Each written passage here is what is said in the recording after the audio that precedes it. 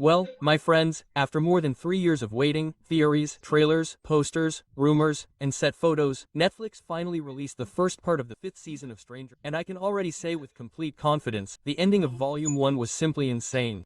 We had a divided story, the upside down, the normal world, references from the first season, a character that everyone thought was useless returning as a key piece, and the VNA wreaking havoc. Not to mention the Demon Gorgon destroying everything. And in the midst of all this, what seemed like just another season turned into the season where the series revealed a truth that was staring us in the face from the beginning. Stranger Things has always been Will Berserker's story. So, get ready, because today we're going to dissect the ending of Part 1, talk about what happened to Will, Max, Number 8, and also the VNA, right? And the Mind Flayer, and also with all those loose ends that the series left for Part 2, which arrives this Christmas for us. And without further ado, let's talk about this wonderful ending and roll the intro. And hey my friends, welcome to another video here on the channel. I'm Jeff, another video for us to talk about Stranger Things, right? And finally dissect this ending of the 5th season, at least of Volume 1, which arrived on Netflix last night. I've already watched everything. Before we continue here, just that usual message. If you're enjoying this phase of the channel where we talk about Stranger Things, welcome to Dairy, from an everything mixed together, leave your like below. Subscribe to the channel because, if you're new here, take the opportunity to activate notifications, because more theory videos about this ending, about Will's true role in this new season, about who the villain of the series might be will be released this week. So, if you want to continue this marathon with me, get comfortable and, of course, comment below if you want a live stream so we can talk about this first volume, because there are a lot of details for us to unpack together, spoilers allowed, for sure. So, leave your comments and let's go, because things start off pretty heavy this season, right? Stranger Things returns after more than 3 years and delivers an ending that's easily one of the strongest in the entire series. And the main reason for that is Will. The last scene with him is one of those that you watch and think, wow, this was right in front of our faces the whole time and we didn't even realize it. Because in this ending, the series confirms two things at once. First, that Will is basically Henry Crew, but from this generation. And second, that he also has powers, just like 11. That's right, my friends, Will Berserker has powers and it's not just about 11 anymore, right? From the very beginning of this series, Willer's always targeted teenagers he considered mentally and emotionally weak, right? People he could bend, break, and reshape, and who he also wanted to control, right? And for him, these kids were the perfect material to rebuild the world in the twisted way he envisioned it. And that's where Willers comes in, right? The boy who never felt comfortable in his own skin, who always felt out of place and never felt like he truly belonged to the group, even though his friends loved him, right?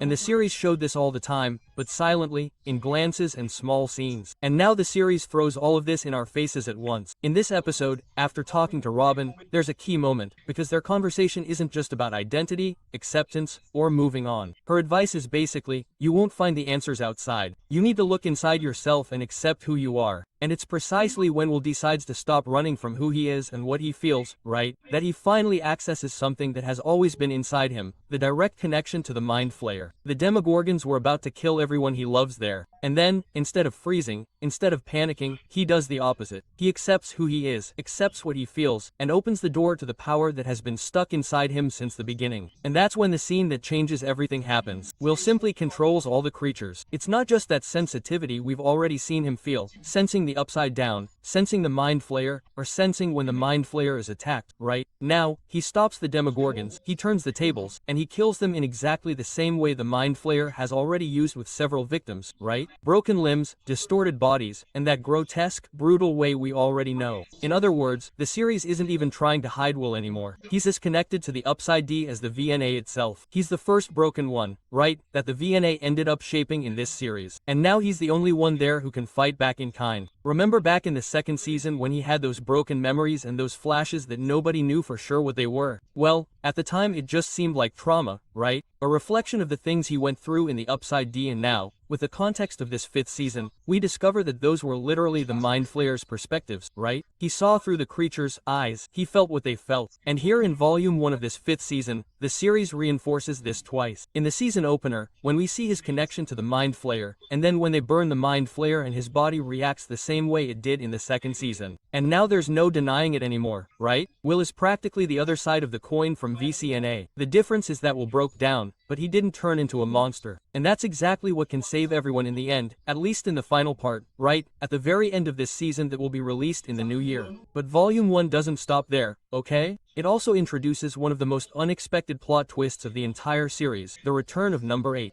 Yes, the famous Callie, the same one from the second season that many people dislike, who became a meme and whom people called a filler character, an irrelevant storyline. Well, the Duffer Brothers spent 3 years building this up to throw it in our faces now, because in this season we spend a good part of the episodes believing that the military had captured VCNA. Their base there was built inside the Upside Down, right, with a sound system functioning like sonic kryptonite, keeping the supposed V-Narcot imprisoned, Hopper wanting to get in, 11 desperate to end the threats, and all that, a plan being put together to destroy the monster once and for all, right? But when Hopper sacrifices himself, when he makes the decision to give up his own life to ensure 11 has a chance, he comes back, opens the door, looks inside, and it's not V-Narco, it's number 8. And at that moment we understand that it was all a much bigger act than it seemed. And the army wasn't keeping V-Narco imprisoned, they were using number 8 as a key piece in a game that we still don't fully understand, right? And that line from Dr. K takes on another level. Why risk one life for the other? Before, when we thought V-Narco was behind the door, it only seemed like a choice between 11 and the monster. And now the phrase completely changes weight. He was literally talking about trading one daughter's life for another. And that hits Hopper's arc right on target. His entire season is about being a father again, about trying to protect 11 from the same pain he felt with his biological daughter. And the memories of Sarah, the guilt and the grief, all of that weighs heavily on Hopper's choices. And this, one for the other, situation makes everything much more cruel. And now we have 3 pieces with real power on the same table, 11, number 8, and Will. And the script makes it very clear that in terms of connections to the Upside Down, Will is the most frightening. He's the one who confronts V himself on the same field with the same powers. And if before it seemed that 11 was humanity's greatest asset, now things have changed. And V seems surrounded, but at the same time, if he manages to pull Will to his side once and for all, then it's over. And he gets the whole package, power and emotional connection. And speaking of trauma, fear, and the past, we need to talk about Max and the caves. When Holly Weller is kidnapped by the VC at the company within his house's memory, we discover 2 very important things, right? First, that he's still using those memories as a cage. Second, that he has a place inside that he doesn't want anyone to reach in the caves. He warns Rolly not to go there and says that if she enters, he won't be able to bring her back. So it becomes very clear, right, that she goes there. And that's where she finds who? None other than Max. That's right, Max is trapped inside Henry's memories because his curse never completely went away, right? She died there for a brief moment, opened a 4th portal, but felt a force calling her back. And this force led Max to relive the Hawks Lab massacre, to relive Henry's origin in 1959, a point that connects directly to what will define the end of this story, right? As she tries to escape, Kate Bush's song plays again, and Lucas plays it for her at the hospital, and we see that beautiful emotional parallel from the 4th season, only this time it goes completely wrong. The soundtrack that should liberate her becomes the soundtrack to lead her even deeper into the VNA's memories. And in the middle of this escape, Max ends up reaching a place that even the VNA can't set foot in. The cave system in Nevada, where Henry, as a child, found a strange scientific device, accidentally activated it, and was thrown into the Upside D, exposing his mind to the Mind Flayer for the first time. And that moment is basically the origin of the monster. It's there that Henry stops being just a strange boy and becomes the creature he knows, right? That's his root trauma, the point of no return,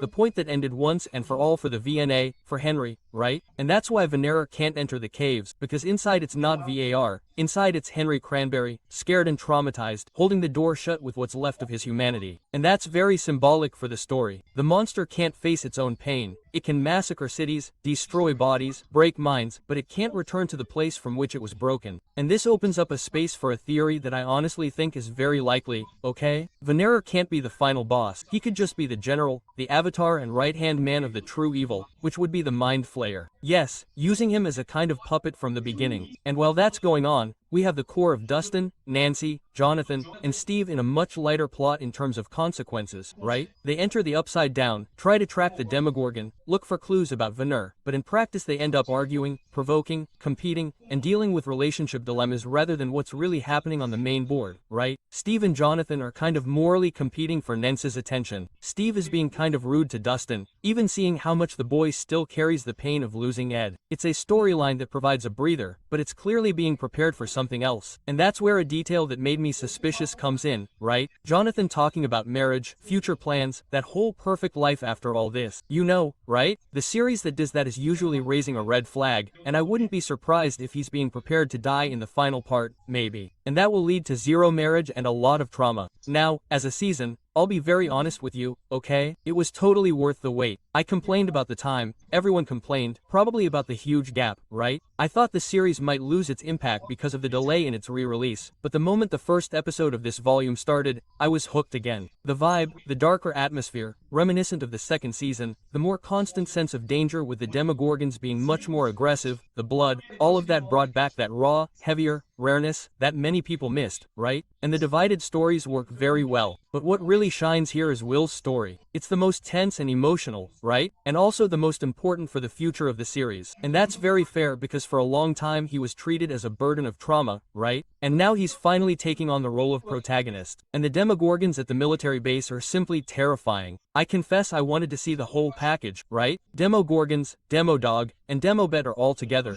like a scene from a menu from hell, all the monsters attacking at once, you know, the military. But what we saw there was brutal enough to show that the Upside Down isn't messing around, right? The emotional layers also work incredibly well, with Robin helping Will accept himself, Hopper as a protective father, Holly's mother showing desperate love for her daughter, and these constant contrasts between trauma and affection, fear and family have always been the heart of the series, right? Besides the acting, which is beyond dispute, Millie Bob Braun continues to deliver a much more mature and traumatized Eleven. NUAP is phenomenal this season, and it's easily his best moment in the entire series. And Jam Campbell Bower as VNA, man, he's not just acting, he's a presence. When he appears, you practically feel that Vecna is much more than what we see there. The scene of his first appearance in Volume 1, built up over 4 episodes, with that sequence shot showing the chaos, you feel the texture of his skin, the weight of his breath is terrifying and hypnotic at the same time. I'll venture to say that Vecna is practically the Voldemort of streamer things, right? The only problem is the delay between seasons, which slightly hinders the continuous impact of the character. But even so, after this Volume 1, he cemented his name once and for all on the list of one of the greatest villains on TV. So, that's it, my friends, Streamer Things, Season 5, Volume 1. The ending is fully explained for you to understand. Now I want to know from you, do you think Will end the series as a kind of hero, a villain perhaps, or something worse? Do you think Vecna is really the final boss, or is the Devourer of Mendes just waiting for the right moment to take over the big boss? And Jonathan, do you think he'll survive until the end of the series, or will he die in the final part? Leave your theories in the comments, because I really want to read them, and maybe we can use some of them in the next video to discuss the ending. And don't forget to like, subscribe to the channel, and turn on notifications so you don't miss the next videos, because from now on we'll have many videos theorizing about the ending of Stressed Things. And if you want a live stream, comment below. I want a live stream of Volume 1 so we can do a live stream and discuss everything that happened, what happened in these first 4 episodes, and prepare for the season finale. And I hope to see you in the next video.